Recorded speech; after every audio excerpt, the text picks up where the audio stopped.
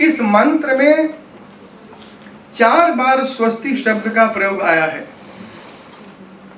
और 4 देवताओं का उल्लेख है।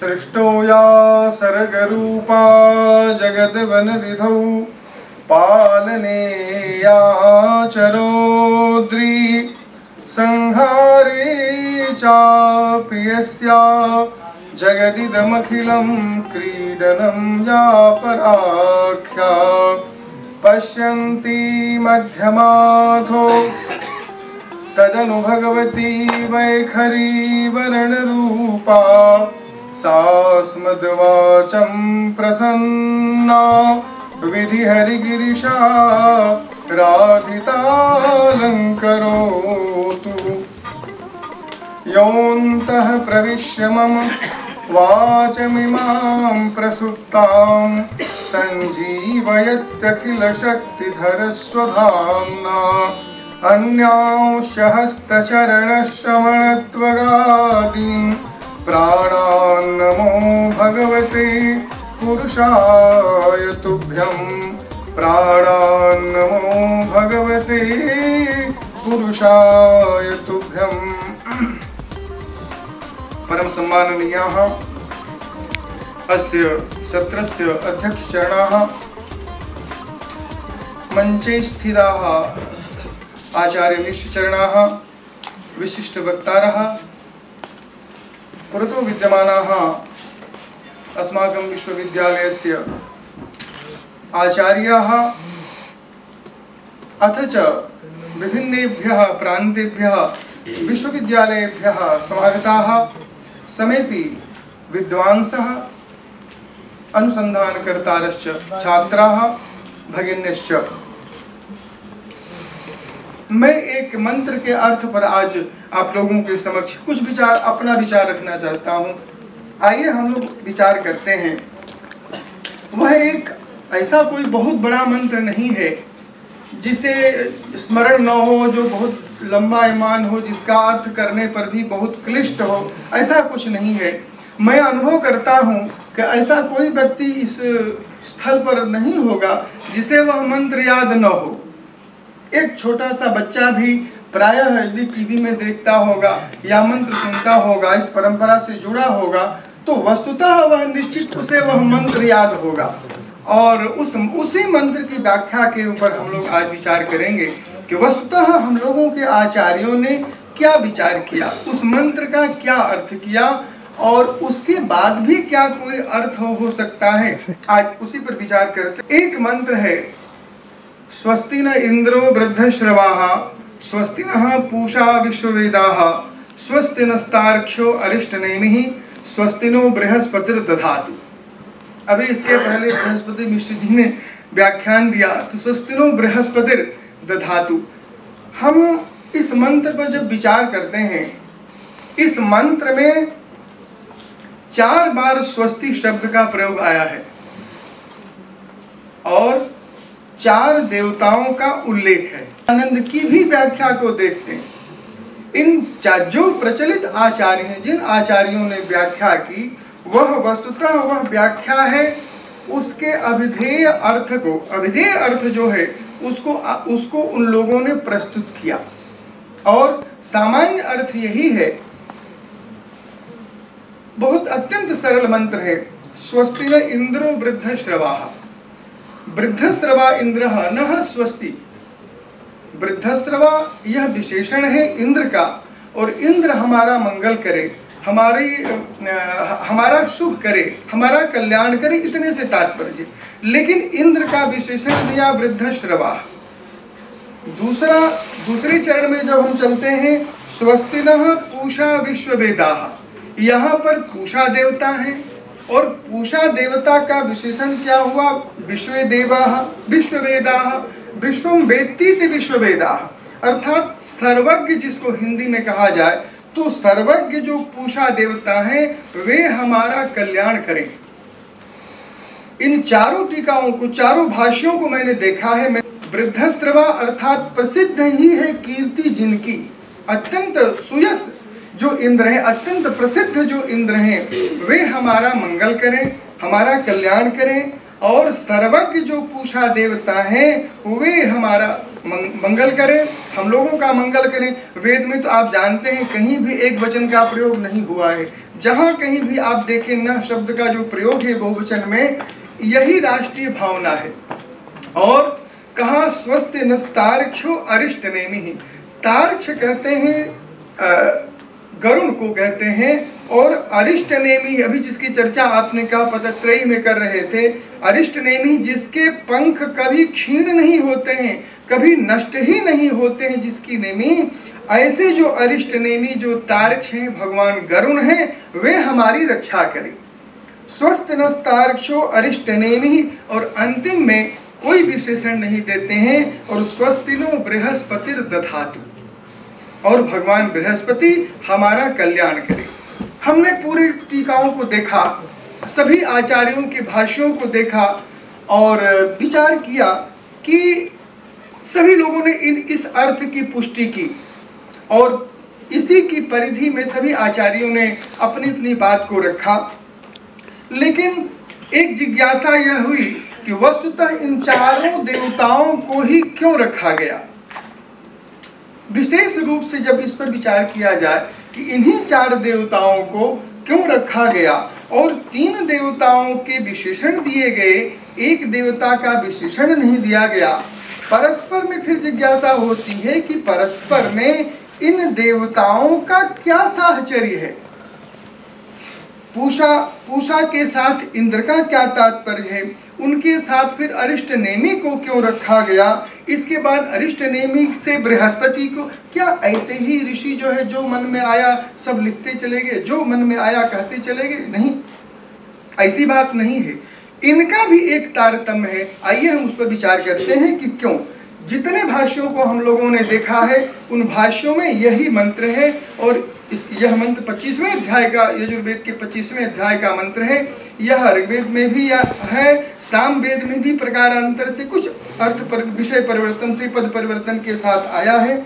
लेकिन जितने भाष्यकार हैं सभी भाष्यकारों ने इस मंत्र का यही अर्थ किया है, सब लोगों ने किया है।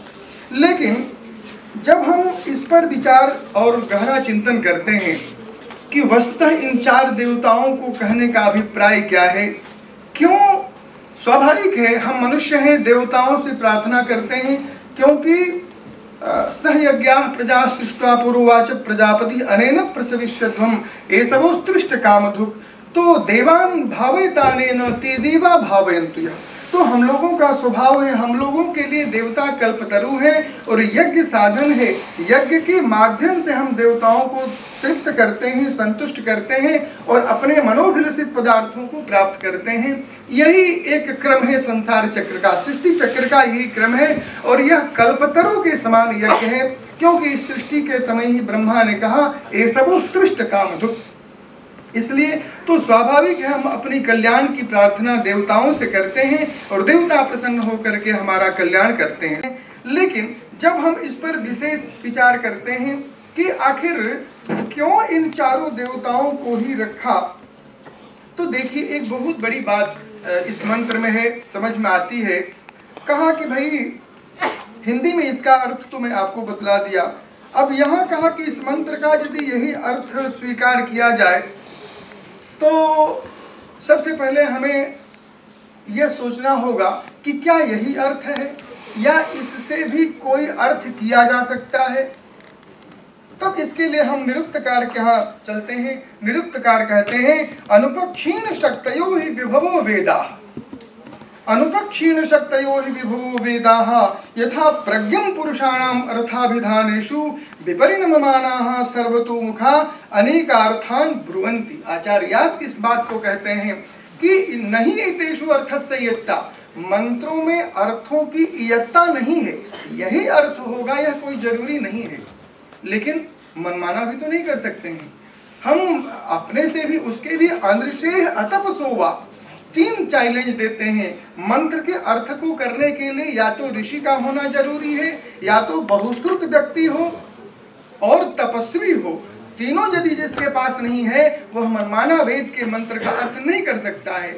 लेकिन इसमें अर्थ से इयत्ता नहीं है कि यही अर्थ हो सकता है। इसी बात को कहते हैं अनुपक्षीण शक्तयो ही विभवो वेदा। और यथा प्रज्ञम पुरुषाणाम अर्थाभिधानेषु विपरिणममानाः सर्वतोमुखा अनेकार्थान ब्रुवन्ति। एकार्थान न ब्रुवन्ति अपितु अनेकार्थान ब्रुवन्ति। यदि इस बात को लेकर के, इस आधार को लेकर के आगे बढ़ा गया और आगे देखें, कहते हैं कि भाई नहीं एतेषु अर्थस्य इयत्तावधारणमस्ति महार्था ही एते। ये महान अर्थ को बतलाने वाले हैं। और कौन कौन से हैं भाई? तस्मात् एतेषु यावन्तो अर्था उपपद्येरन, ये आचार्य व्यास की उक्ति है। और अधिदैव अध्यात्म अधियज्ञाश्रयाः सर्वे एव ते योज्याः नात्रापराधोऽस्ति। यह कहीं अपराध नहीं है। यदि इस मंत्र का अर्थ आपका कुछ भिन्न भी करते हैं तो कोई अपराध नहीं है। क्यों? अनुपक्षीण शक्तयो ही विभवो वेदा। इसको आधार मान करके हम लोग आगे बढ़ते हैं और हम लोग अपना प्रयास करते हैं कि वस्तुतः इन मंत्रों का क्या तात्पर्य है। अब देखिए यहाँ पर इस मंत्र में 4 देवताओं से प्रार्थना की गई है। इंद्र है, पूषा है, तार्क्ष है और बृहस्पति है। इन्हें ही साथ साथ इस मंत्र में क्यों रखा गया? इनको रखने का क्या ऋषि का विचार रहा होगा, उनकी क्या अभिलाषा रही होगी, इन्हें ही क्यों रखा? इस पर विचार करने पर एक बहुत बड़े विज्ञान का अभ्युदय सामने में आता है। एक बहुत बड़ा विज्ञान झलकता है कि यह मंत्र केवल तिलक लगाने के लिए नहीं है, अपितु केवल स्वस्ति वाचन के लिए नहीं है। हम लोग इस मंत्र का प्रयोग केवल आशीर्वाद देने के लिए, जब तिलक लगाया जाता है उस समय इस मंत्र का पाठ करते हैं, लेकिन इस मंत्र में कितना बड़ा विज्ञान और कौन सा अर्थ छिपा हुआ है हम नहीं समझते हैं। भाष्यकारों ने भी इसी सामान्य अर्थ को कह करके आगे बढ़ा, लेकिन वह कौन सा विज्ञान है? जैसे ध्यान दें कि इस मंत्र में 4 देवता आए हैं। इंद्र है, पूषा है, तार्क्ष है और बृहस्पति हैं। ये देवता जब हम विचार करते हैं कि इंद्र का क्या स्वरूप है, पूषा का क्या स्वरूप है, तार्क्ष का क्या स्वरूप है, बृहस्पति का क्या स्वरूप है, तब हम थोड़ा सा ज्योतिष की तरफ जब जाएंगे तो हम ज्योतिष जो है हमारी आंखों को खोल देता है। सूर्य सिद्धांत की तरफ हम जब जाएंगे, वहां कहा कि चित्रा नक्षत्र का स्वामी इंद्र है। चित्रा नक्षत्र का स्वामी इंद्र है, इसीलिए इस मंत्र में सबसे पहले इंद्र को रखा गया। अब मैं बताऊंगा कि वह चित्रा नक्षत्र कहां पर है आकाश मंडल में।